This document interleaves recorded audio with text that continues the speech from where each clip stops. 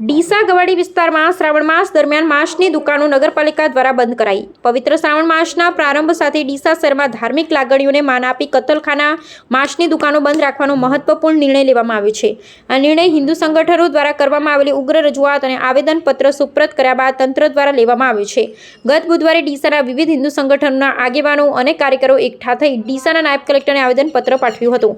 આવેદનપત્રમાં સ્પષ્ટપણે જણાવ્યું હતું કે શ્રાવણ માસ હિન્દુ ધર્મમાં અત્યંત પવિત્ર મનાય છે અને આ સમયગાળા દરમિયાન માંસનું વેચાણ ધાર્મિક લાગણીઓને ઠેસ પહોંચાડે છે। તેથી સમગ્ર શ્રાવણ માસ દરમિયાન ડીસા શહેરમાં કતલખાના તમામ પ્રકારની માંસની દુકાનો બંધ કરવામાં આવે તેવી માંગણી કરવામાં આવી હતી। આ રજૂઆતને ગંભીરતાથી લેતા ડીસા વહીવટીતંત્ર અને નગરપાલિકા દ્વારા ત્વરિત કાર્યવાહી હાથ ધરવામાં આવી હતી। શુક્રવારના શ્રાવણ મહિનાના પ્રારંભના રોજ શ્રાવણ માસનો વિધિવત પ્રારંભ થતાની સાથે જ ડીસા નગરપાલિકા દ્વારા ગવાડી વિસ્તાર સહિત શહેરના વિવિધ વિસ્તારમાં આવેલી તમામ માંસની દુકાનોને બંધ કરવામાં આવી હતી।